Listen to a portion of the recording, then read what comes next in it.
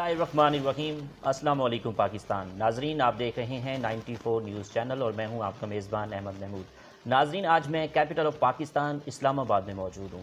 آج میں آپ کو جس شخصیت کا تعارف کروانے جا رہا ہوں، آپ کسی تعارف کے محتاج نہیں ہیں۔ پروفیسر ڈاکٹر شاہد محمود بیگ صاحب ہمارے ساتھ موجود ہیں، چیئرمین پاکستان سائنس فاؤنڈیشن ہیں، آپ حال ہی میں آپ بنے ہیں۔ تو اس کے علاوہ بات کریں تو آپ ستارہ امتیاز بھی ہیں اور آپ کا شمار جو ہے تحقیقی کام میں بالخصوص ہیومن جینوم پر کیا جاتا ہے۔ تو آج ہم ان سے سائنس اور ٹیکنالوجی کے حوالے سے بات کریں گے اور اسلام آباد میں ڈیولپمنٹ کے حوالے سے بات کریں گے، اور دوسرا سائنس کو کس حد تک آپ جانتے ہیں، ریسرچ کلچر کے حوالے سے بات کریں گے۔ تو آئیے ڈاکٹر شاہد محمود بیگ صاحب سے بات کرتے ہیں۔ السلام علیکم سر۔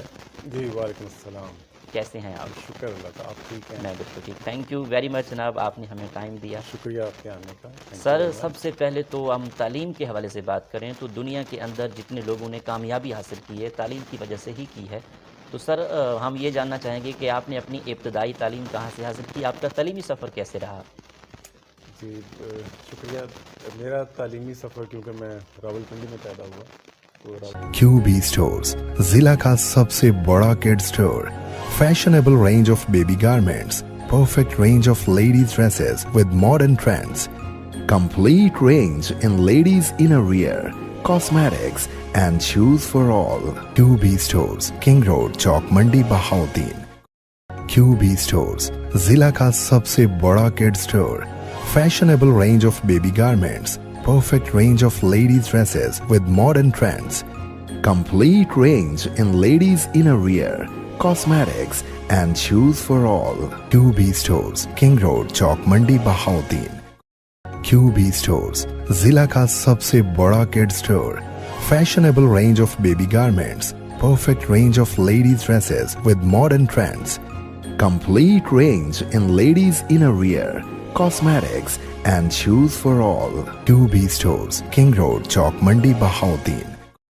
QB Stores ضلع کا سب سے بڑا kid store, fashionable range of baby garments, perfect range of ladies dresses with modern trends, complete range in ladies innerwear, cosmetics and shoes for all. QB Stores, King Road, Chowk Mandi, Bahauddin. Rawalpindi میں یہ دریا آباد میں school ہے، وہاں میری ابتدائی تعلیم ہے میٹرک تک۔ اس کے بعد گارڈن کالج راولپنڈی سے میں نے FSc اور BSc کیا، پھر قائد اعظم یونیورسٹی سے MSc MPhil PhD میں ایڈمیشن لیا، پھر کام کچھ میں نے باہر کیا، کچھ قائد اعظم یونیورسٹی میں کیا، اور پوسٹ ڈاکٹریٹ میں نے ڈیوک یونیورسٹی USA سے کیا۔ تو یہ مختصر سا تعلیمی سفر ہے میرا۔ اچھا سر، آپ کا PhD کا تھیسس کس موضوع پہ تھا؟ PhD کا تھیسس میرا ہیومن جینوم پہ تھا، ہیومن جینیٹکس میں، اور اس میں جو میرا مین جو ٹاپک تھا، جو پاکستان میں سب سے کامن جو جینیٹک ڈیزیز ہے تھیلیسیمیا، بیٹا تھیلیسیمیا، اچھا، اس پہ میں نے کام کیا تھا۔ اس وقت پاکستان میں یہ اس طرح کی ریسرچ نہیں ہو رہی تھی، یہ میں نے باہر کیا تھا کام۔ اور اس میں ایک تو یہ کہ شادی سے پہلے اس کا ٹیسٹ کیسے کیا جا سکتا ہے تاکہ پتہ چل جائے کہ کس میں تھیلیسیمیا کی میوٹیشن ہے، وہ لوگ آپس میں شادی نہ کریں، اور اگر ان کی شادی ہو چکی ہے تو پیدائش سے قبل بچے کا جو ٹیسٹ ہے ماں کے پیٹ میں کیسے کیا جائے تاکہ پتہ چل جائے کہ بچہ بیمار ہو گیا، جسے ہم پری نیٹل ڈائگنوسس کہتے ہیں۔ ٹھیک، تو یہ ارلی 90s میں نے اپنے PhD کے دوران یہ کام کیا تھا کہ جو بیماریوں والے بچے ہیں وہ پیدائش سے پہلے ہم اس کا پتہ چلا سکتے ہیں کہ یہ بچے کو بیماری ہوگی، کیونکہ یہ ایسی بیماریاں ہیں جینیٹک ڈیزیزز جو ہوتی ہیں جن کا علاج ابھی تک ممکن نہیں ہے، تو اسے ہم پریونٹ کر سکتے ہیں، ٹھیک ہے، اسے بچا جا سکتا ہے۔ اور بچہ اس طرح جا سکتا ہے یا تو شادی سے پہلے اس کا ٹیسٹ کروا لیں، یا پھر پریگنینسی کے دوران جو فیٹس ہوتا ہے اس کا ٹیسٹ کر کے ہم بتا سکتے ہیں کہ یہ بچہ جو ہے وہ بیمار ہوگا، تاکہ وہ والدین فیصلہ کر سکیں کہ اس پریگنینسی کو لے کے آگے چلنا ہے یا نہیں۔ تو یہ آج سے تقریباً 27-28 سال پہلے میں نے اپنے PhD کے دوران یہ کام کیا۔ زبردست۔ سر، آپ کے کتنا ریسرچ آرٹیکل پبلش ہو چکے ہیں؟ میرے ابھی تک کو 125 سے زیادہ ریسرچ آرٹیکل جو پیئر ریویوڈ۔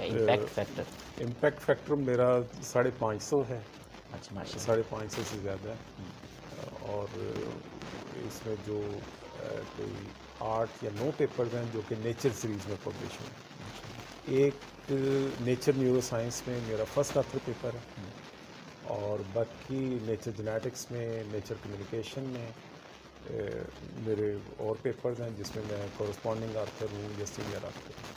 تو کافی الحمدللہ کہ جو ہماری ریسرچ ہے وہ ظاہر ہے اس میں پوری ایک ٹیم کا کام ہے، میرا اکیلا کام تو نہیں ہے.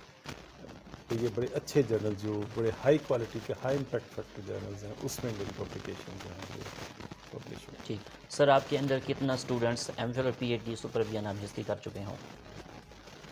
جو ایم فل ہے وہ تقریباً 40 کے قریب میں نے کرائے ہیں، اچھا سر. اور جو پی ایچ ڈی ہیں جو ڈگری ایوارڈ ہو چکی ہے جن کو وہ 24 ہیں، اور اس وقت میرے جو انڈر سپرویژن ہے وہ 10 اسٹوڈنٹس ہیں جو جنہیں میں کرنٹلی سپروائز کر رہا ہوں.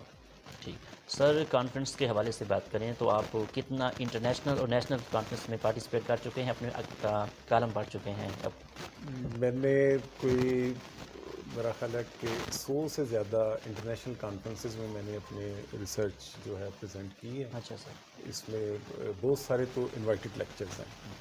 انوائٹڈ لیکچرز میں نے جاپان میں دیے ہیں، یو ایس اے میں دیے ہیں، سویڈن، ڈینمارک، جرمنی، اور انگنت ہیں وہ. ماشاء اللہ. ایک تو یہ انوائٹڈ لیکچرز ہیں، جی. اور ایک جو ریسرچ پریزنٹیشنز ہیں ان ڈفرینٹ کانفرنسز، جی. تو وہ بھی 100 سے زیادہ ہیں.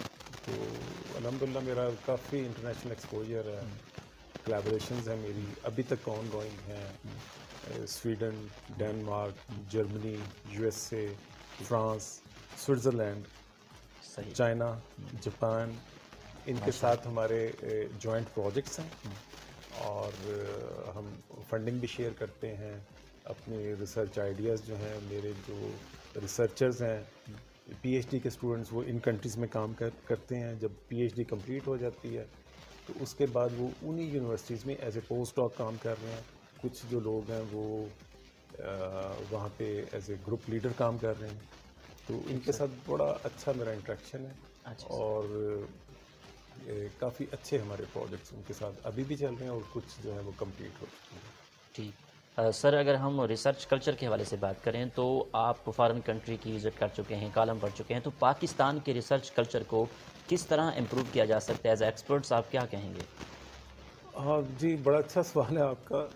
پاکستان میں آلدو کے پچھلے کچھ 15-20 سال سے ریسرچ کلچر جو ہے فلرش تو ہو رہا ہے، لیکن ابھی بھی ہم باقی جو ترقی یافتہ دنیا ہے اس سے ہمارا جو ایک گیپ ہے وہ کافی زیادہ ہے. ہم کافی پیچھے ہیں اس سے. لیکن اس گیپ کے باوجود دیر از لاٹ آف پوٹینشیل بہت ہے. ہمارے لوگ بڑے قابل ہیں. یہی میرے اسٹوڈنٹ جو بیچارے ادھر وہ بیٹھے بہت اچھا کام اس لیے نہیں کر سکتے کہ کبھی بجلی نہیں ہے، کبھی فنڈنگ کی کمی ہے، کبھی کوئی اکوپمنٹ خراب ہو گیا وہ ٹھیک نہیں ہو پا رہا. تو یہ ابھی سسٹم ہمارا کچھ کیونکہ اسٹریم لائن ہونے کی ضرورت ہے. باہر جو ہے وہ اسٹریم لائن ہو چکا ہے. انہوں نے جو ریسرچ ہے، ریسرچ کلچر ہے، آج سے 200 سال پہلے 300 سال پہلے اسٹیبلش کیا. ہم نے ریسرچ کلچر ابھی 30-40 سال پہلے سوچنا شروع کیا کہ ہمیں بھی ریسرچ کرنی چاہیے، اور ابھی یہ ریسرچ کلچر پچھلے 15-20 سال سے کافی بہتر ہوا. ابھی سے اور بہتر ہونے کی ضرورت ہے. تو وہ یہی ہے کہ اچھے لوگ جو باہر سے ٹرینڈ ہوتے آتے ہیں، اچھی پی ایچ ڈیز کر کے آتے ہیں، وہ یہاں پہ اپنے ریسرچ گروپ اسٹیبلش کریں. اور جو فنڈنگ ایجنسیز ہیں جیسے پاکستان سائنس فاؤنڈیشن ہے، ہائر ایجوکیشن کمیشن ہے، تو یہ ان کو جو ہے وہ فنڈنگ پرووائڈ کریں، انہیں اکوپمنٹ لے کے دیں، ان کو ریسرچ پروجیکٹس کے لیے فنڈنگ کریں. تو ٹیلنٹ ماشاءاللہ پاکستان میں بہت ہے. میں نے جیسے بتایا کہ ہمارے اسٹوڈنٹ جو یہاں کام 3 سال میں نہیں کر پاتے، وہ کام وہیں ایک جو باہر جب جاتے ہیں 6 مہینے میں وہ کام ہو جاتا ہے. وہ اس لیے کہ ہر چیز اسٹیبلش ہوتی ہے اسٹریم لائن. یہاں کسی نے کوئی کیمیکل منگوانا ہے، وہ کیمیکل منگوانے میں 6 مہینے لگ جاتے ہیں. ادھر آج آپ فون کریں، آج آپ وہ ریکویسٹ بھیجیں، ان اے کپل آف ڈیز 2-3 دن میں آپ کو وہ چیز آپ کے ٹیبل پہ پڑی ہوتی ہے. اسی طرح اکوپمنٹ ہے. آپ نے کوئی اچھا کوئی اکوپمنٹ لینا ہے تو یہاں وہ پروکیورمنٹ کے اتنے ایشوز ہیں. پہلے تو فنڈنگ آپ سیکیور کریں، جب فنڈنگ بھی آ جائے تو وہ اکوپمنٹ لینے میں بھی آپ کو سالوں اور مہینوں لگ جاتے ہیں. تو یہ اگر ہمارا سسٹم تھوڑا سا اسٹریم لائن ہو جائے تو پاکستان میں ریسرچ کلچر جو ہے، جیسے میں نے بتایا کہ بڑا پوٹینشیل ہے ہمارے لوگوں میں. لوگ کام کرنا چاہتے ہیں، کہ یہی ہمارے اسٹوڈنٹ جو ہیں، ریسرچرز جو ہیں، جب باہر جاتے ہیں تو دے پرفارم میریکلس. اتنا وہ خوش ہوتے ہیں وہاں کے جو ان کے سپروائزرز ہیں کہ جی آپ اتنے اچھے اسٹوڈنٹس بھیجتے ہیں، اتنے قابل ہیں. یہ ان کے لوکل لوگوں سے یہ زیادہ کام کرتے ہیں، زیادہ ٹائم لگاتے ہیں. جیسے میں نے بتایا کہ اب وہ وہاں پہ گروپ لیڈرز ہیں، ایسوسیٹ پروفیسرز ہیں، بلکہ کچھ پروفیسرز لیول تک پہنچ گئے ہیں. تو یہاں ہمیں ہمارے جیسی جو ministry of science and technology ہے یا سائنس فاؤنڈیشن ہے، ہم یہ کوشش کر رہے ہیں کہ ہماری جتنی بھی یونیورسٹیز ہیں، سینٹر آف ایکسیلنس ہیں، ریسرچ سینٹرز ہیں، ہم ان کو اسٹرینتھن کریں. ان کی ریکوائرمنٹ جاننے کے لیے ابھی ہم نے کچھ عرصہ پہلے یہ کال بھی لانچ کی تھی. ساری یونیورسٹیوں سے ہم نے پوچھا کہ انہیں کیا اکوپمنٹ چاہیے، کیا ان کے پرابلمس ہیں، انہیں کوئی کیمیکلز چاہیے، کوئی انفراسٹرکچر انہوں نے امپروو کرنا ہے. تو وہ ہم نے ساری جو ان کی انفارمیشن ہے وہ کلیکٹ کر لی ہے، جو بھی ان کی ضروریات ہیں. اب اس پہ کام کر رہے ہیں کہ کس ریسرچ سینٹر کی کیا کیا ضرورت ہے، تاکہ ہم ان کو اکارڈنگلی انہیں فنڈنگ پرووائڈ کریں اور وہ اپنی ریسرچ کو اسٹرینتھن کریں، اور جس طرح باہر کام ہوتا ہے اسی طرح کا کلچر ہم یہاں پہ اسٹیبلش کریں. ٹھیک. ڈاکٹر صاحب، آپ چیئرمین پاکستان سائنس فاؤنڈیشن کے ابھی بنے ہیں، تو سب سے پہلے تو آپ کو بہت بہت مبارکباد. جی اور شکریہ. ان فیوچر ہم پلانس کی بات کریں تو آپ کے کیا پلانز ہیں؟ تو اس ڈپارٹمنٹ میں کیا آپ امپروومنٹ لائیں گے؟ دیکھیں، یہ جو پاکستان سائنس فاؤنڈیشن ہے، جی اس کا جو کام، جو مینڈیٹ ہے، جو اس کا مین مشن ہے جس کے لیے یہ بنا تھا، وہ یہ کہ پاکستان میں سائنس کی فنڈنگ کی جائے، سائنس کو پروموٹ کیا جائے اور سائنس کو پاپولرائز کیا جائے. تو جیسے تیسے پاکستان سائنس فاؤنڈیشن یہ کام کرتا رہا ہے، جی لیکن جتنا اسے کرنا چاہیے، جتنی بھاری ذمہ داری اس فاؤنڈیشن کی ہے، اس طریقے سے انفارچونیٹلی یہ نہیں کر سکے. کرتے رہے جتنی کیپیسٹی تھی، جتنی فنڈنگ سائنس فاؤنڈیشن کو ملتی ہے، اتنی یہ مختلف ریسرچ کے اداروں کو، یونیورسٹیز کو دیتے ہیں، لیکن یہ فنڈنگ بہت کم ہے. ٹھیک ہے، دنیا میں کہیں بھی آپ کم پیسوں کے ساتھ، جو آج کل جو ایک مقابلے کی دنیا ہے، دوڑ ہے، اس میں آپ اتنے کم پیسوں کے ساتھ سائنس میں یو اسٹینڈ نو ویئر، آپ کچھ بھی نہیں کر سکتے. تو ایک تو ہمیں یہ ریسرچ فنڈنگ بہت زیادہ بڑھانے کی ضرورت ہے. اس کے لیے جب سے میں آیا ہوں، ہم نے پوری کوشش کی ہے کہ یہ ریسرچ فنڈنگ جو ہے یہ انکریز کی جائے، بڑھائی جائے، اور پھر ہم یونیورسٹیوں کی ضروریات کے مطابق انہیں فنڈنگ کریں تاکہ وہ. تو یہ ہم نے آتے ہی سب سے پہلے تو ریسرچ فنڈنگ ہم نے ابھی تک ہم نے کوئی 10 ٹائم انکریز کی ہے. ہم یہ چاہتے ہیں کہ اور زیادہ ہو تاکہ ہمارے آس پاس. میں آپ کو یہ بتاؤں کہ آپ کے ساتھ شیئر کرنا بھی ضروری ہے. جی سر. کہ اس ساؤتھ ایسٹ ایشیا میں بھی ہم سب سے کم فنڈنگ کر رہے ہیں ریسرچ میں. ہم انڈیا سے بھی کام کر رہے ہیں، سری لنکا سے بھی کام کر رہے ہیں، ہم یہ جو ہمارے اور جو ایران سے بھی کام کر رہے ہیں. تو ہم چلیں ان سے زیادہ نہیں تو ان کے قریب قریب تو کرنی چاہیے نا. تو ہم یہ کوشش کر رہے ہیں کہ ہمارے یہ فنڈنگ بڑھے. ہم جو بھی ہمارے سائنسدانوں کی، ریسرچرز کی جو ضروریات ہیں، ہمارا کام ہے یہ سائنس فاؤنڈیشن کا کہ ہم ان کی جو جائز ضروریات ہیں سائنس کی، ہم انہیں ایڈریس کریں اور پھر انہیں ٹاسک دیں. ان سے ہم پروجیکٹس لیتے ہیں، اچھے پروجیکٹس کو ہم ریویو کرنے کے بعد انہیں فنڈ کرتے ہیں، اور اس کے بعد ہم پھر ان سے پوچھتے ہیں کہ جی اب رپورٹ دیں، آپ نے کیا کیا. ابھی تو ہمارے جو سارے لوگ ہیں وہ یہی پوچھتے ہیں سائنسدانوں سے، یہ بتائیں آپ نے کیا کیا. تو بہت ساری جو سائنس ہے وہ بغیر پیسوں کے نہیں ہو سکتی. کچھ سائنس ہیں جو کہ جس میں آپ کو اکوپمنٹ نہیں چاہیے، لیبارٹری نہیں چاہیے، مین پاور نہیں چاہیے، آپ اکیلے بیٹھے ہوئے ہیں، آپ اگر تھیوریٹیکل فزکس کر رہے ہیں، یا ٹو سم ایکسٹینٹ میتھمیٹکس میں بھی اب آپ کو بڑے سپر کمپیوٹر چاہیے. جی. تو وہ بھی اب پیسوں کے بغیر سائنس نہیں ہو سکتی. جی. تو ابھی ہم یہ دیں گے، لوگوں کو ٹاسک دیں گے، انہیں جو بھی سپورٹ ہے فنڈنگ کی، فائنینشیل سپورٹ کریں گے. اس کے بعد 2 3 4 سال کے بعد پھر پوچھیں گے کہ اب آپ نے کیا ڈلیور کیا. تو ابھی میرا خیال ہے کہ ہم جو کہتے ہیں کہ آپ نے کیا ڈلیور کیا ہے، تو یہ میرا خیال ہے ہم بڑا مشکل سوال کرتے ہیں ان سے. ٹھیک سر. پاکستان کے ریلیشنز اور انٹرنیشنل ریلیشنز سائنٹیفک حوالے سے کیسے ہیں؟ کیا تعلق ہے؟ اس حوالے سے پوائنٹ آؤٹ کیجیے گا. ہمارے جو سائنٹیفک ریلیشنز ہیں دنیا کے ساتھ، وہ بہت زیادہ ایکٹیو نہیں ہیں. اچھا سر. جنہیں آپ کو مجھے یہ ضرور بتانا چاہیے کہ اب جو سائنس ہے، کوئی بھی ڈسپلن ہے سائنس کا، وہ ملٹی ڈسپلنری ہے. ہر سائنس میں اگر ہم بایولوجی کی اگزامپل لے لیں جی تو بایولوجی ایک سبجیکٹ لگتا ہے، لیکن اس کے اندر کوئی 50 سے زیادہ ڈسپلنز ہیں جو مل کے بایولوجی بنتے ہیں. اور دنیا میں کوئی بھی جو لیب ہے، چاہے وہ لائف سائنس کی ہو، فزکس کی ہو، کیمسٹری کی ہو، ساری ایکسپرٹیز ایک لیب میں ایک گروپ میں نہیں ہوتی.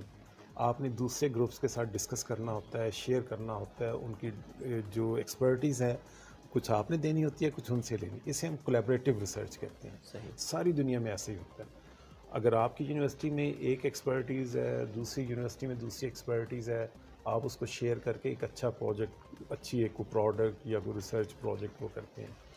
اسی طرح سائنسدان جو ویسٹ میں بیٹھے ہیں، ایڈوانس کنٹریز میں بیٹھے ہوئے ہیں، ان کا نالج، ان کی ایکسپرٹیز، ان کی جو لیب فیسلٹیز ہیں، ریسرچ فیسلٹیز ہیں، وہ ہم سے کافی بہتر ہیں. تو ہمیں ان کے ساتھ کولیبریٹ کرنے کی ضرورت ہے. پاکستان میں ابھی یہ کلچر پروموٹ کر رہا ہے کہ ہم ایک تو پاکستان کے اندر بھی کولیبریٹ کرتے ہیں، جو لائک مائنڈڈ پیپل ہیں جن کی ایکسپرٹیز ایک دوسرے کو کمپلیمنٹ کرتی ہے، وہ بھی کولیبریٹ کر رہے ہیں. اور ہمیں جو زیادہ ضرورت ہے وہ باہر کے ملکوں کے ساتھ، جو ایڈوانس کنٹریز ہیں ان کے ساتھ مل کے ریسرچ پروجیکٹس کرنے کی ضرورت ہے. تو میرا جو اپنا گروپ رہا ہے، یہ جو میں نے بتایا کہ جی میرا یہ امپیکٹ فیکٹر ہے، یا میرے اتنے پیپرز ہیں، یا میں نے اتنے ملکوں کے ساتھ جوائنٹ پروجیکٹس کیے ہیں، وہ صرف اسی وجہ سے ہیں کہ فرام ویری فرسٹ ڈے میں نے انٹرنیشنل کولیبریشنز ڈیولپ کی. ٹھیک ہے، ان کے ساتھ کولیبریشن ڈیولپ، ایک تو آپ کی ایکسپرٹیز شیئر ہوگی، اور دوسرا یہ کہ جب آپ اپنے سے بہتر کسی کنٹری کے ساتھ کولیبریشن اسٹیبلش کرتے ہیں تو آپ کے آبجیکٹیوز، آپ کے چیلنجز بھی بڑھ جاتے ہیں. ٹھیک ہے، پھر آپ بڑے آبجیکٹیوز کی طرح دیکھ کے اس طریقے سے کام کرتے ہیں. تو پاکستان سائنس فاؤنڈیشن بھی چائنا کے ساتھ ہے، ہمارے جوائنٹ پروجیکٹس ہیں، اور بھی کچھ ملکوں کے ساتھ ہیں. لیکن میں یہ چاہتا ہوں کہ ہمارے جو ہائیلی ایڈوانس کنٹریز ہیں نا، جو یورپ میں ہیں، امریکہ میں ہیں، جاپان ہے، ہم ان کے ساتھ مل کے پروجیکٹس، چائنا کی سائنس بہت اچھی ہے، جی ہم اس کے ساتھ تو کر ہی رہے ہیں، لیکن صرف چائنا کے ساتھ جو ہے وہ ریسرچ پروجیکٹس کرنا کافی نہیں ہے. ہمیں جو اور ایڈوانس کنٹریز ہیں ان کے ساتھ بھی کرنے کی ضرورت ہے. تو میری جو سائنس پوری زندگی کی رہی ہے وہ کولیبریٹو ریسرچ رہی ہے. ابھی بھی میرے جو جوائنٹ پروجیکٹس ہیں وہ Sweden, Germany, Denmark, U S A ان کے ساتھ ہیں، اور اسی وجہ سے ہمارے اچھے پیپر پبلش ہوتے ہیں، کیونکہ ہمارے آبجیکٹیوز، ہمارے ریسرچ کویسچنز وہ بڑے ہائی کوالٹی کے ہوتے ہیں. ٹھیک ہے، جو کرنٹ سینیریو میں جو سائنٹیفک کویسچنز ہیں، کیونکہ میرا تعلق لائف سائنس سے ہے، تو لائف سائنسز میں جتنے چیلنجز ہیں ان پروجیکٹس پہ ہم کام کرتے ہیں. تو ابھی یہ کووڈ ہے پوری دنیا میں، تو اس پہ بھی دیکھ لیں کہ جب تک ہم ترقی یافتہ ملکوں کے ساتھ مل کے کام نہیں کریں گے، ابھی دیکھیں کہ ویکسین بھی ادھر ہی سے آ رہی ہے، پی پی ایز کے ماڈلز وہیں سے آ رہے ہیں، اینٹی جو وائرل کمپاؤنڈز ہیں وہ بھی باہر سے آ رہے ہیں. تو اگر ہم ان کے ساتھ ملیں تو ہم ویکسین بھی اپنی خود بنا سکتے ہیں. پھر ہم اپنا یہ جو اینٹی وائرل کمپاؤنڈز ہیں، کیونکہ یہ وائرس جو ہے یہ تو ابھی کافی سالوں ہمارے ساتھ رہے گا، ہمیں اس کے ساتھ گزارا کرنا ہے. تو جب تک ہم اس کا یہ کوئی افیکٹو ویکسین نہیں بنا لیں گے یا کوئی ہم اس کا اینٹی وائرل کمپاؤنڈ نہیں بنا لیں گے تو ہماری جان نہیں چھوٹنی اس سے. ٹھیک. سر اب میں تعلیم کے حوالے سے بات کروں گا. پاکستان کے موجودہ تعلیمی نظام کے بارے میں آپ کا کیا پوائنٹ آف ویو ہے؟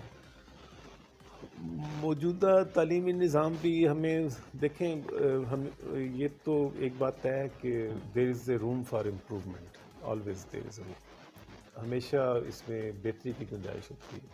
تو یہ تو کافی ساری رپورٹس بھی آئی ہیں کہ ہمارا تعلیمی نظام جو دنیا سے ہے وہ کافی سال پیچھے ہے، تو اسے تو بہتر کرنے کی ضرورت ہے. ایک تو ہمیں وہ پرائمری اسکول لیول، ایک تو وہ جو مختلف قسم کے یہاں پہ ایجوکیشن سسٹم ہے اس سے وہ کافی کنفیوژن ہوتی ہے. ایک بچہ مدرسے میں پڑھ رہا ہے، ایک بچہ گورنمنٹ اسکول میں پڑھ رہا ہے، ایک پرائیویٹ اسکول میں پڑھ رہا ہے، تو 3-4 نظام چل رہے ہوتے ہیں. تو ایک تو ہمیں وہ جیسے گورنمنٹ سیکٹر سے بھی بات ہوتی ہے کہ ہمیں ایک تعلیمی نظام چاہیے، آلدو کہ یہ اتنا آسان نہیں ہے ایک تعلیمی نظام کرنا، لیکن آئیڈیلی تو ایک تعلیمی نظام ہونا چاہیے تاکہ وہ بچہ جب میٹرک سے آگے جائے تو آگے آپ کو پتہ ہے کہ سارا وہ کورس انگلش میں ہوتا ہے. ایک بچہ وہ بیکن ہاؤس سے پڑھ کے آیا ہے, ایک وہ مدرسے سے پڑھ کے آیا, تو ایک کالج میں وہ کیسے وہ بیچارے پڑھ سکتے ہیں.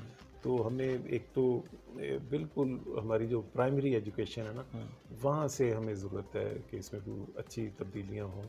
ایک یکساں جو تعلیمی نظام ہے وہ ہمارے ہر بچے کے ایکسیس ہو, اس کے لیے ہمیں کوئی ایسا دیکھنا ہوگا کہ ظاہر ہے کہ یہ ایک بہت بڑا چیلنج ہے کہ ایک آپ کے ریموٹ ایریا میں بچہ بیٹھا ہوا ہے, ایک اسلام آباد میں یا لاہور یا کراچی میں بیٹھا ہوا ہے, تو وہ کیسے ایک طرح کی تعلیم لے سکتے ہیں. پھر ان کے جو ریسورسز ہیں کہ ایک کا باپ جو ہے بزنس مین ہے بڑا, یا کوئی کسی بیوروکریٹ کا بچہ ہے, اور ایک بیچارہ کسی عام مزدور کا بچہ ہے, تو وہ کیسے ایک جیسے تعلیم. تو اب یہ بڑا مشکل سوال ہے. تو مجھے تو لگتا ہے کہ ابھی ہم اگلے 10 سال بھی اسی ایک وہ مکسچر کے انڈر ہی وہ چلتے جائیں گے, تو شاید کوئی تبدیلی آ جائے 10 سال کے بعد ہمارے تعلیمی نظام میں.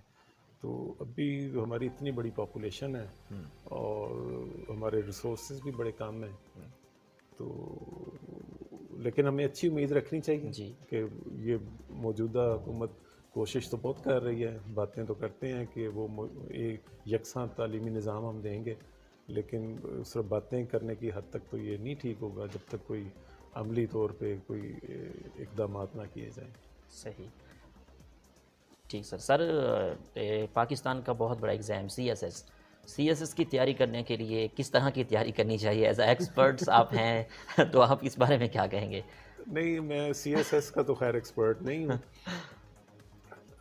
تو ابھی بھی آپ نے دیکھا ہوگا کہ اس کا جو سی ایس ایس کا جو رزلٹ آیا وہ 1 پوائنٹ کچھ ہے سکسیس ریٹ. تو ایک تو اس کا نام ہی جیسے مقابلے کا امتحان ہے جی, کہ اس میں جو بیسٹ آف دا بیسٹ ہے وہ آتے ہیں. تو اس میں ایک تو یہ کہ زیادہ تو سوشل سائنسز والے اسے کوالیفائی کرتے ہیں, لیکن ہم نے دیکھا ہے کہ میڈیکل ڈاکٹرز بھی کرتے ہیں. جی, تو ایک تو میرا خیال یہ ایپٹیٹیوڈ وہ کچھ لوگ شروع سے ہی بنا لیتے ہیں جب وہ اپنی یونیورسٹی ایجوکیشن میں آتے ہیں, تو اسی وقت سے وہ تیاری شروع کر دیتے ہیں. تو کچھ لوگ تو اکیڈمیز وغیرہ میں بھی جاتے ہیں, لیکن یہ ایک اپنا ایک ٹیلنٹ ہوتا ہے, اور پھر یہ کہ آپ نے کچھ اپنے آپ کو آئسولیٹ کر کے کچھ عرصے کے لیے, میرا خیال ہے کم از کم 1 سال بالکل آئسولیٹ ہو کے وہ تیاری کریں. تو اکیڈمیز بھی اس میں کچھ وہ, کیونکہ اس میں بڑے لرنڈ لوگ ہوتے ہیں, بڑے ایکسپیرینس جو سی ایس پی آفیسر رہے ہوتے ہیں, وہ کوچنگ کرتے ہیں, وہ ان کو لیکچرز وغیرہ دیتے ہیں. تو یہ جو میرے ساتھ جو ایکسپیرینس تھا, جو ہمارے کولیگز تھے, یہ تو انہوں نے کیا تھا جو ایوریج تھے. جو ٹاپرز تھے انہوں نے نہیں کیا. یہ جو ایوریج تھے وہ بس ایک دفعہ ٹیک کے بیٹھ گئے اور انہوں نے تیاری کر کے اور 1 اٹیمپٹ میں یا 2 اٹیمپٹس میں انہوں نے کر لیا.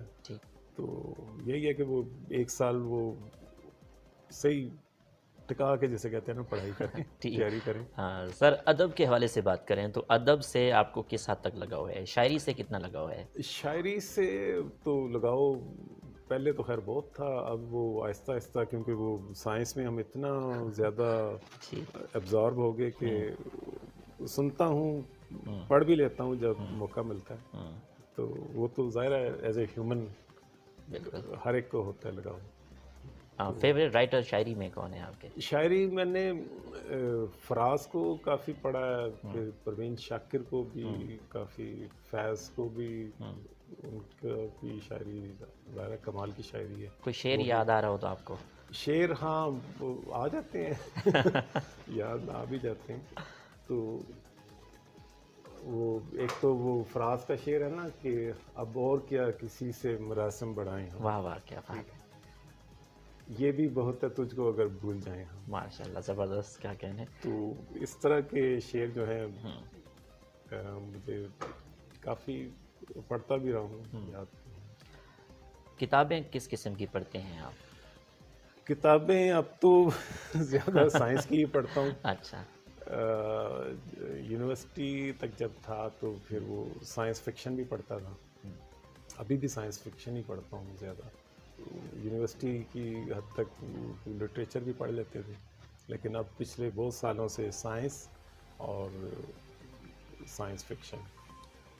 ٹریول کرنا آپ کو کتنا پسند ہے؟ ٹریول مجھے بہت پسند ہے، اور میں آپ کو بتاؤں کہ میں نے اپنی زندگی کے پچھلے جو کوئی 25 سال ہے نا، جی اتنی ٹریولنگ کی ہے کہ میرے کئی کولیگ مجھے کہتے ہیں کہ بھی اتنا سفر تو ابن بطوطہ نے بھی نہیں کیا ہوگا۔ ٹریول سے سر کیا چیز کریٹ کی آپ نے، کیا نتائج اخذ کیے ہیں، کیا چیز سوچتے ہیں آپ جو ریسرچ ٹریولنگ کے حوالے سے، سے؟ ریسرچ کے حوالے سے تو میں نے خیر بہت کچھ سیکھا ٹریولنگ سے، کیونکہ بڑی دنیا کی اچھی جو بیسٹ لیبارٹریز ہیں، ریسرچ گروپس ہیں، اچھے سائنٹسٹ ہیں، ان کے ساتھ مل کے کام کرنے کا موقع ملا، ان سے سیکھنے کا موقع ملا، ان کے ساتھ پروجیکٹس کرنے کا موقع ملا۔ لیکن ٹریولنگ میں آپ مختلف لوگوں سے ملتے ہیں، بہت کچھ سیکھنے کو ملتا ہے، اسپیشلی جب میں یہ ناردرن یورپ میں جاتا ہوں جی تو وہ لوگ مجھے بڑے اچھے لگتے ہیں، مجھے وہ فرشتے لگتے ہیں، وہ اتنے اچھے، ویل بیہیوڈ، اپنے اچھا کام سے کام، اتنے ہیلپنگ، اگر آپ کو کام چاہیے ڈیلنگ میں اتنے آنیسٹ ہیں۔ میں مڈل ایسٹ میں بھی رہا ہوں، سعودی عربیہ میں میں رہا ہوں، ماشاء اللہ 3 سال رہا ہوں، 3 سال ٹرکی میں بھی رہا ہوں، لیکن یہ پچھلے 15 سال جو میں نے ناردرن یورپ ٹریول کیا، میں سال میں 2 دفعہ جاتا ہوں۔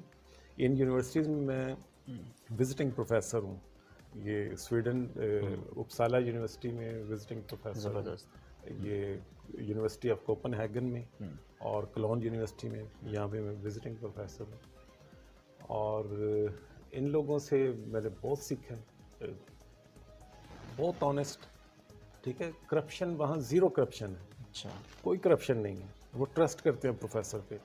ہماری طرح یہ کوٹیشنز اور پروکیورمنٹ یہ نہیں، پروفیسر کہتا ہے میں نے یہ چیز لینی ہے، ہاں ان کا سسٹم کا پروفیسر کے اوپر ٹرسٹ ہے، ٹھیک ہے، وہ چیز وہ لے لیتے ہیں۔ ہمارا تو سسٹم ہمیں سمجھتا ہے کہ یہ جو چیز خرید رہا ہے یہ اس کا ضرور کو اپنا انٹرسٹ ہوگا، اور ظاہر ہے ہمارا ایک کلچر ایسا ہے، اس طرح کی اگزامپل ہیں بھی کہ لوگوں نے ٹرانسپیرنٹلی کام نہیں بھی کیے ہوئے، تو ان لوگوں سے میں نے یہ آئی وش کہ ہمارا بھی اسی طرح کا نظام ہو کہ ہم بھی سائیکلوں پہ آئیں، بڑے بڑے پروفیسر سائیکلوں پہ آتے ہیں، 5-6 کلومیٹر، 11 کلومیٹر پروفیسر سائیکل چلا کے آتا ہے، صحیح، ٹھیک ہے۔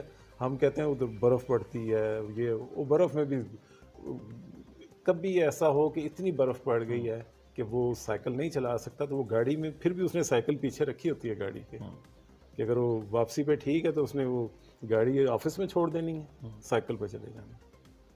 اور جو ان کی ورکنگ ہے، دل لگا کے کام کرتے ہیں، آنیسٹ ہیں، ہیلپنگ ہیں بڑے، اور لائف بھی انجوائے کرتے ہیں، جب تفریح کا ٹائم ہوتا ہے تفریح کرتے ہیں، جب کام کا ٹائم ہوتا ہے کام کرتے ہیں۔ ہم جو نہ کام کرتے ہیں نہ تفریح کرتے ہیں۔ پاکستان کے کون سے شہر آپ کو اچھے لگتے ہیں، شہر جو مجھے پسندیدہ؟ جو دیکھیں جو میرا پسندیدہ شہر ہے جسے، وہ تو اسلام آباد ہے، ٹھیک، کہ اس جیسا شہر میں کہتا ہوں کہ نہ صرف پاکستان میں نہیں ہے، دنیا میں نہیں ہے۔ میں نے دنیا کے بہت سارے شہر دیکھے ہیں، جو پاکستان سے باہر مجھے پسند ہے وہ مجھے کوپن ہیگن بڑا پسند ہے، وہ میرے لیے سیکنڈ ہوم ہے، میں جاتا ہوں وہاں تو مجھے یہی لگتا ہے میں گھر آ گیا ہوں، اور میرے وہاں اتنے جاننے والے ہیں کہ وہ بھی اگر میں تھوڑا سا نہ جاؤں تو وہ بھی کہتے ہیں بھائی ہم تمہیں مس کر رہے ہیں۔ تو ایک تو مجھے اسلام آباد بڑا پسند ہے کہ یہاں کی نیچرل بیوٹی، یہاں کی، میں کافی عرصہ میں نے یہ فیصل آباد میں گزارا ہے اپنی زندگی کا، لیکن میں وہاں فیملی میری ادھر ہی تھی اسلام آباد میں، پنڈی میں، تو میں ویکلی ٹریول کرتا تھا، تو بس میری کوشش ہوتی تھی کہ میں جلدی سے جاؤں، اور واپس آ کے میں گاڑی میں بس اسلام آباد کا ایک میں اکیلا چکر لگا کے نا میں آتا تھا، میں نے بیگ رکھنا، اور بیگ رکھنے کے بعد میں نے گھر سے پوچھنا کوئی چیز تو نہیں لانی باہر سے بہانے سے، تو انہوں نے کہا دینا بریڈ لانی ہے یا کوئی، تو میں نے بریڈ لینے کے بہانے نا پورے اسلام آباد کا گاڑی میں ایک چکر لگا کے نا پھر میں فریش ہو جاتا تھا۔ زبردست۔ اور اس کے علاوہ جو اسلام آباد کے علاوہ جو شہر ہیں باقی تو سارے شہر اچھے ہیں، لیکن میں بہاولپور گیا تھا 2005 میں پہلی دفعہ، ٹھیک، اور میں حیران رہ گیا دیکھے کہ اتنا اچھا شہر ہے اور یہ ہمیں کسی نے بتایا ہی نہیں۔ باولپور کیسا لگا؟ باولپور کی کیا خاص بات ہے؟ مجھے ایک تو وہاں کا جو تھا نا ایک سسٹمیٹک تھا کہ اتنی اچھی وہ سڑکیں، بازار صاف ستھرے، پلانٹس لگے ہوئے ہیں، اور میں کیونکہ فیصل آباد سے گیا تھا نا، جی، تو فیصل آباد اس کے مقابلے میں مجھے لگا کہ یہ تو ہم 500 سال پیچھے ہیں بہاولپور سے، تو وہاں کے جو باغ تھے، بازار تھے، ویری ویل آرگنائز، اچھے طریقے سے بنے ہوئے، وہاں کے محل، یونیورسٹی. تو مجھے بڑا اچھا لگا بہاولپور. تو ایک مجھے بہاولپور بڑا پسند ہے. ایک میرا دوست تھا بہاولپور کا، وہ مجھے بتاتا رہتا تھا لیکن میں نہیں مانتا. میں نے کہا وہ بہاولپور کہاں، لوگ تو لاہور کی بات کرتے ہیں، اسلام آباد کی بات کرتے ہیں. لیکن جب میں بہاولپور گیا تو واقعی مجھے لگا کہ یہ اتنا اچھا شہر ہے. اور پھر مجھے وہاں کے جو نواب تھے تو مجھے ان کے بھی ویژن پہ مجھے بڑا اچھا لگا کہ وہ اتنے ویژنری تھے کہ وہ اسٹیٹ ہونے کے باوجود انہوں نے اس کو اتنے اچھے طریقے سے مینٹین کیا ہوا ہے. تو اس کے علاوہ مجھے ظاہر لاہور بھی پسند ہے. لاہور بڑا تاریخی شہر ہے، وہاں بڑی ہسٹری ہے. اور پاکستان میں یہی شہر ہے. پشاور بھی اس کا ایک اپنا کلچر ہے، بڑا پسند ہے مجھے وہ بھی. سر آپ کی نظر میں کامیابی کیا ہے؟ دیکھیں، کامیابی یہ نہیں ہے کہ آپ صرف خود کامیاب ہو گئے اگر آپ کو کچھ مل گیا ہے، آپ نے پیسے کما لیے، یا آپ اگر آپ پڑھے لکھے ہیں کہ وہ اچھی پوزیشن اٹین کر لی. جب آپ اپنے کیریئر کے کسی پیک پہ پہنچ جائیں تو یہ دیکھیں کہ جو آپ کے ساتھ لوگ تھے آپ نے انہیں کیا فائدہ دیا، وہ کہاں پہنچے ہیں. تو اگر تو آپ کے ساتھ بھی کام کرنے والے جنہوں نے آپ کے انڈر کام کیا ہو یا آپ کے ساتھ کام کیا ہو، آپ ان کی کامیابی میں آپ نے بھی اگر کوئی کنٹریبیوٹ کیا ہے اور آپ کی کنٹریبیوشن کی وجہ سے وہ لوگ بھی کامیاب ہو گئے، سارے تو نہیں لیکن چند اگر ہو گئی، تو وہ ان کی کامیابی آپ کی کامیابی ہے. اگر آپ صرف خود کامیاب ہوئے ہیں باقی سارے پیچھے رہ گئے تو میں اسے کامیابی نہیں مانتا.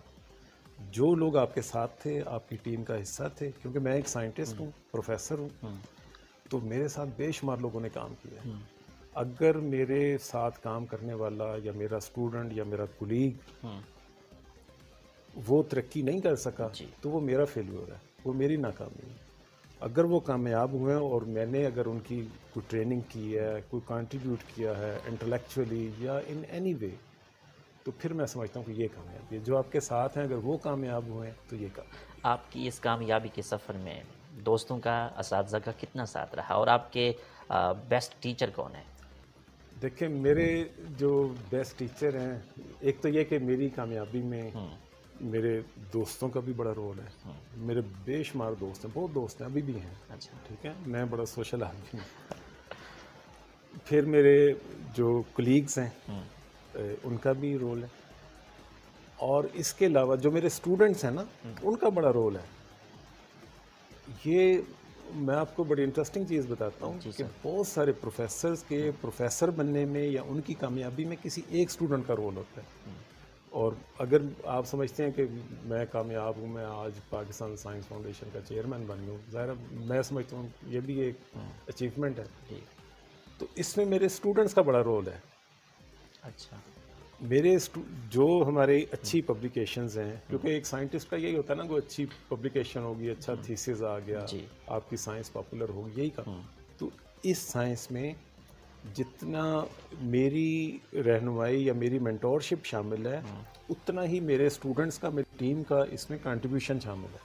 صحیح. تو میری کامیابی میرے اسٹوڈنٹس کا جو ہے وہ بڑا رول ہے. ایک تو دعائیں تو ہوتی ہیں، ماں باپ کی دعائیں ہوتی ہیں، رشتہ داروں کی ہوتی ہیں، وہ ان کا وہ کنٹریبیوشن ہے. لیکن جو پریکٹیکل کنٹریبیوشن ہے وہ میرے اسٹوڈنٹس کا اور میری ٹیم کا اور میرے کولیبریٹرز جو باہر بیٹھے ہوئے ہیں ان کا ہے. اور جو ٹیچرز جو آپ نے پوچھا، ٹیچرز میرے وہ ابھی کچھ عرصہ پہلے آئے بھی تھے، ماشاءاللہ حیات ہیں. ڈاکٹر ارسلان نام ہے ان کا، پروفیسر ارسلان. وہ قائد اعظم یونیورسٹی میں میرے سپروائزر تھے ایم فل کے. اور بلکہ میں نے ایم ایس سی کے دوران ہی ان کی لیب میں ریسرچ شروع کر دی تھی. تو ماشاءاللہ ہی از اسٹل الائیو. میں انہیں اپنا مینٹور بھی سمجھتا ہوں، وہ میرے مینٹور ہیں. اور ابھی تک میں ان سے مشاورت کرتا ہوں، پوچھتا ہوں، سائنٹیفک بھی اور اپنی پرائیویٹ لائف کے بارے میں، شروع سے ابھی تک. صحیح سر. تو وہ میرے آئیڈیل ٹیچر بھی ہیں اور میرے ایک مینٹور بھی ہیں. وہ میرے. سر آپ کی آئیڈیل پرسنالٹی کون ہے؟ آئیڈیل پرسنالٹی تو میری ظاہر ہے بینگ مسلم حضرت محمد صلی اللہ علیہ وآلہ وسلم ہے. ٹھیک ہے، ان کی ذات سے، ان کا جو ایک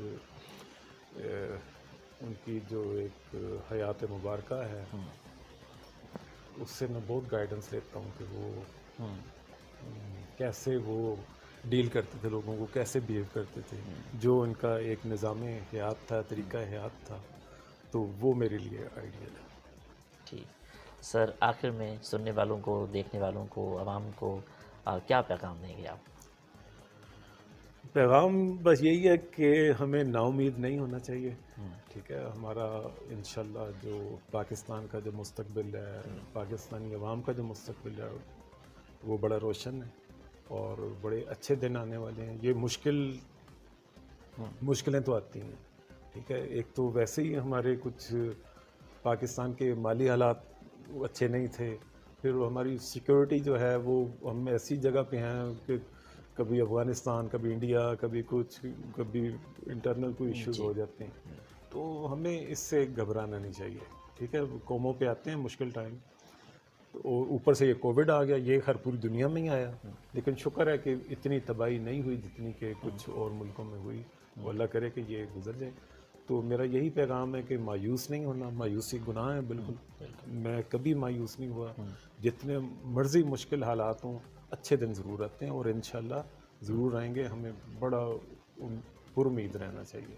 تو میں بڑا پر امید ہوں پاکستان سے کہ یہ انشاءاللہ اگلے 5 سے 10 سالوں میں اس کا شمار جو ہے ترقی یافتہ ملکوں میں ہوگا انشاءاللہ. تھینک یو ویری مچ سر, آپ سے بات کر کے بہت شکریہ اچھا جی لگا. آپ کے آنے کا. تھینک یو ویری مچ, بہت شکریہ. اگر ادب کے حوالے سے بات کریں تو آپ کو ادب سے کس حد تک لگاؤ ہے؟ ادب سے جوانی میں تو بڑا لگاؤ رہا. اس کے بعد جوانی کے بعد کیونکہ میں سائنس میں اتنا بزی ہو گیا کہ ادب کو زیادہ پڑھنے کا ٹائم نہیں ملا. آپ کے فیوریٹ رائٹر کون ہے؟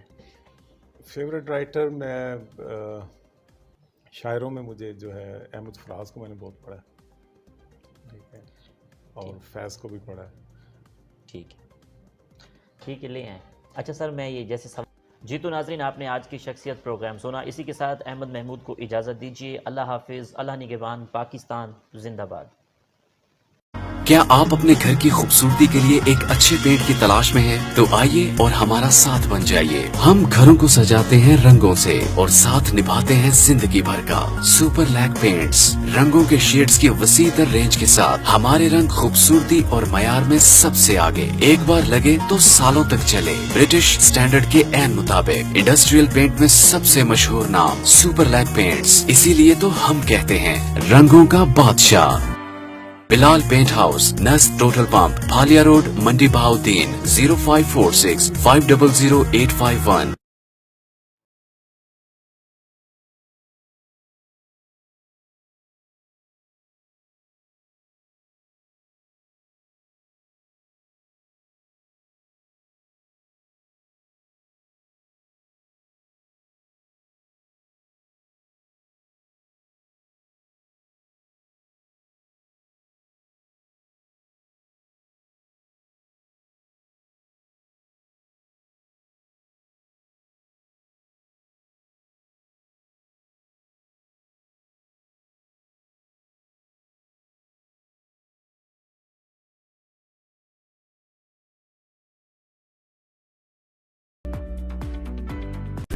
افضل پینٹ اینڈ ٹائل سٹور, ہر قسم کے پینٹ اور ٹائل کا بہترین مرکز. پروپرائٹر حاجی انصر جاوید. رابطہ نمبر 0321775556, بھالیا روڈ, منڈی بہاولدین.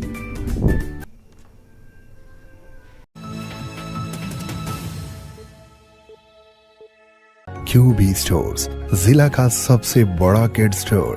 Fashionable range of baby garments, perfect range of ladies dresses with modern trends, complete range in ladies innerwear, cosmetics and shoes for all.